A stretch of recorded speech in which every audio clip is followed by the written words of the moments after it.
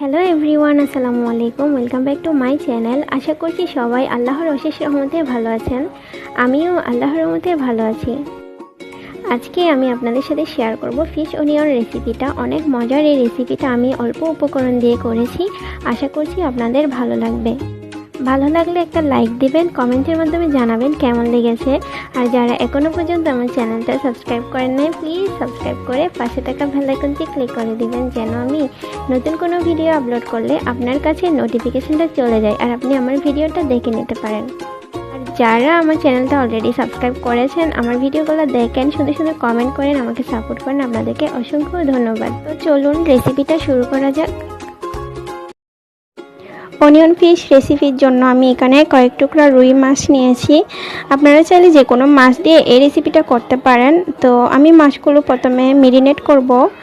তো সেজন্য অল্প পরিমাণ লবণ, মরিচ আর হলুদ দিয়ে ভালোভাবে মিক্স করে আমি এটা 10 মিনিটের মতো রেস্টে রাখবো। 10 মিনিট পরে আমি মাছগুলো ফ্রাই করে নিব। তার জন্য আমি একটা ফ্রাই প্যানে অল্প পরিমাণ তেল দিয়ে সেখানে মাছগুলো দিয়ে দিচ্ছি। সবগুলো মাছ একে একে দিয়ে আমি এগুলো ভালোভাবে এক সাইড ফ্রাই করে নিব।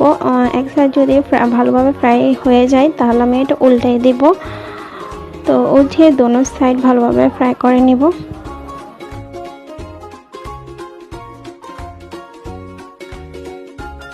মাছগুলো ফ্রাই হয়ে গেলে আমি এগুলো ছোটো করে কেটে নিয়েছি।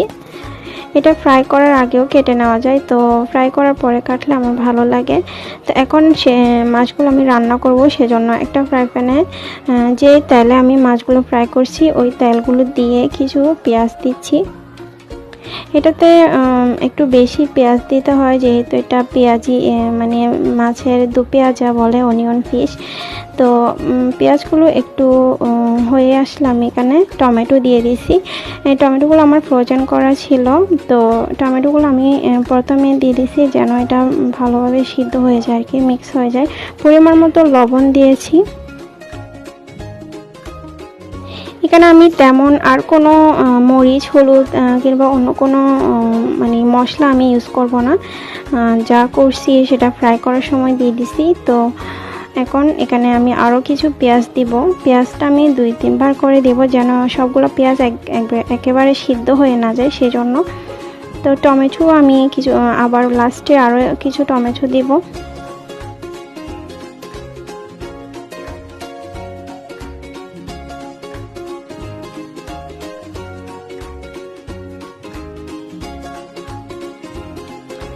এগুলো ভালোভাবে মিক্স হয়ে গেলে এখানে আমি মাছগুলো দিয়ে দিব।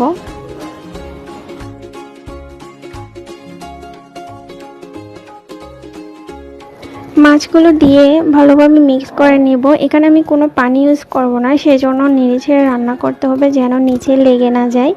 তো এগুলো আমি একটু টক করে রান্না করব।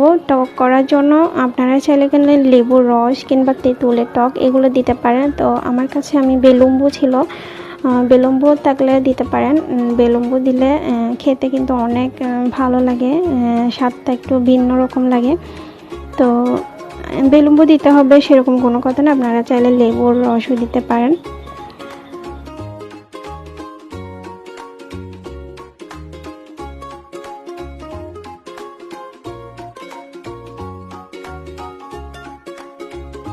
এ পর্যায়ে আমি আরও কিছু টমেটো দিব, টমেটো কুচি।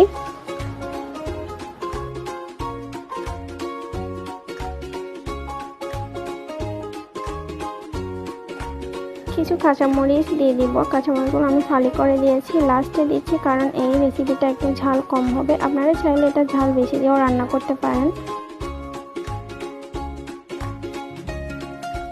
তো ফিরে আসলাম 5 মিনিট পরে। এখন দিয়ে দিব কিছু ধনেপাতা কুচি। ধনেপাতা কুচিগুলো দিয়ে আমি চুলাটা অফ করে দিব। ধনেপাতাগুলো একটু মিক্স করে নিচ্ছি। আমি অনেকগুলো ধনেপাতা দিয়েছি যেন একটু ফ্লেভারটা ভালো আসে। তো আমার রান্নাটা কমপ্লিট হয়ে গেছে। দেখুন, অনেক ইয়াম্মি একটা রেসিপি। আশা করছি আপনারাও একবার রান্না করে দেখবেন, আপনাদের কেমন লাগে। আর যদি আমার রেসিপিটা আপনাদের ভালো লাগে তো একটা লাইক দিবেন, কমেন্টের মাধ্যমে জানাবেন কেমন লেগেছে। আর চাইলে আপনি রেসিপিটা আপনার ফ্রেন্ডস অ্যান্ড ফ্যামিলির সাথে শেয়ার করতে পারেন। তো আজকের মতো আমি এখানেই বিদায় নিব। সবাই ভালো থাকবেন, সুস্থ থাকবেন। আল্লাহ হাফেজ।